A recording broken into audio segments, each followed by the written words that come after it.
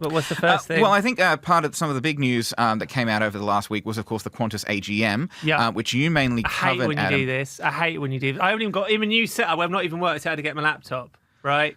But that seems like a you problem. That is a me problem. So basically, the Qantas AGM happened on Friday, which was live streamed. And to an extent, the AGM is a little bit of a formality. Obviously, there's various kind of shareholder votes. They made a couple of announcements. One, that they are sprucing up the cabins on the A330s. They're putting in... Finally, some might say. Finally. They've got these like OLED screens in front of the... and some kind of like new mood lighting. They've also they gave the date for their new Classic Plus reward seats. So the gist of this kind of change to their frequent flyer system is that these seats they cost more than the traditional ones, but there's more available. So this is giving people more choice. I think it's December the 12th, off the top of my head. I might be wrong. I've not got my laptop. The kind of the biggest thing was really, this was, I think... December the 12th. Yeah, December the 12th. So I think this was the second AGM for Vanessa Hudson, the CEO, and the first AGM from their new chairman, John Mullen. Top of my head, have I got that correct? Yes, that's John Mullen, yep. Yes, thank God.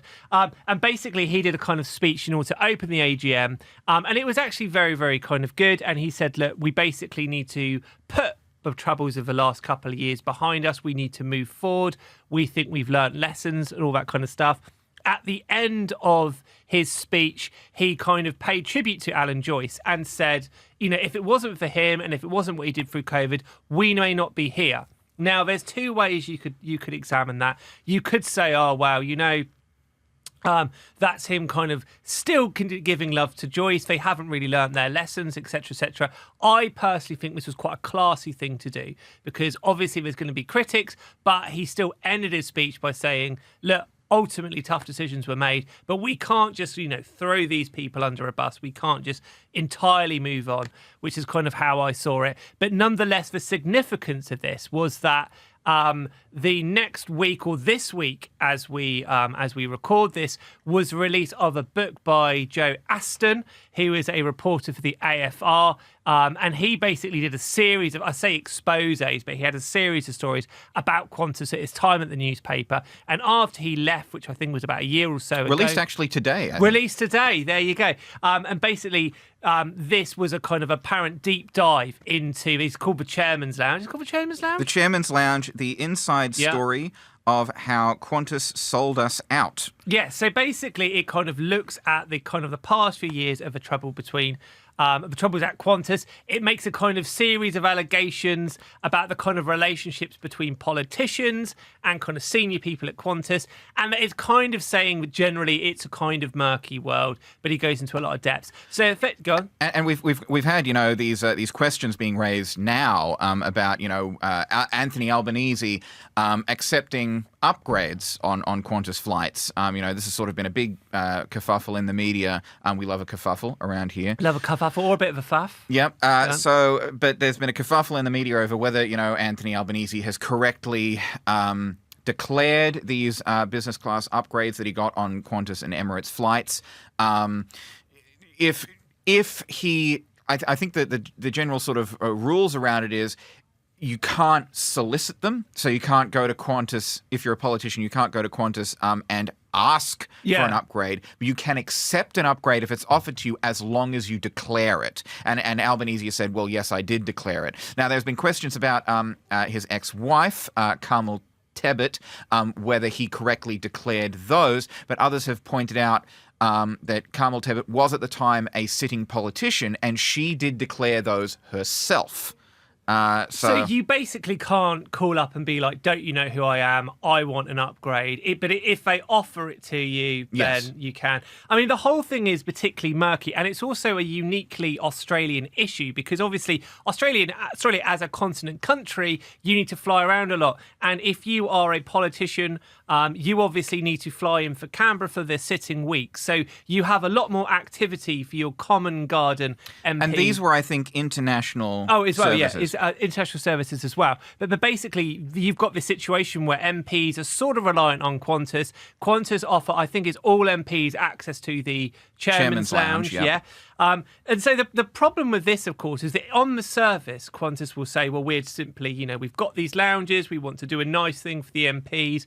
But of course... And for business leaders. Yeah, exactly. But of course, the worry is the kind of influence here. If Qantas give people access to this lounge, and I'm sure it's a very nice lounge, but a lot of it's about the prestige of being in the club. Like these kind of gentlemen's clubs in London, of course.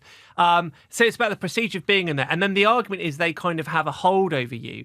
They have a hold, whether it's implicit or not. There's been talk that if you're a business that has a contract with Qantas, as your sort of preferred travel airline, the execs would, or at least some of the execs would get a membership to the Chairman's Lounge, and if you later on down the line switch to Virgin, suddenly your Chairman's Lounge card doesn't work. Yeah, exactly. And now this, I should say, in sort of defence of Qantas, this idea of a Chairman's Lounge is not in any way unique to Qantas. And I believe Virgin also has one. Yeah, exactly. So Virgin has a kind of equivalent, and globally most big airlines do this. But nonetheless, I think because you've got this idea, you've got so many MPs, and because you've got Australia's reliance on aviation, it kind of strengthens it a little bit. Like, to be fair to Albanese, in his eyes, he's declared everything. Everything has been declared. It's all been very transparent. He made a very good point. So it was obviously with I think there was an allegation that when he broke up from his then ex-wife, he gave a +1 to his son. Yeah. And he said, to be fair, when I broke up from my wife, I released a press release. I sent that movie release. What more do you want? But nonetheless, it will raise questions as to this apparently murky world of a Chairman's Lounge. Particularly with all of the questions that have been swirling about, is the government too cozy with Qantas? Has Qantas influence had anything to do with the whole Qatar Airways thing? The government has basically, and Albanese and the Transport Minister and the government has basically consistently said, we have been willing and we have been, ready to take on Qantas in the past. We have not pulled our punches as far as Qantas is concerned. And they have, of course, turned around and said, the opposition's plenty cozy with Qantas. And so it's all, as you say, Adam, a murky world, the intersection of politics and aviation. But the problem is, in reality, the best way to end all of this debate would be to stop all free lounge access for all kind of politicians. That's not going to happen. That's just not going to happen, because obviously they like the lounge access, and they would also argue as well that actually sometimes they need to have confidential conversations. They need time to be able to do these things and have these meetings, etc.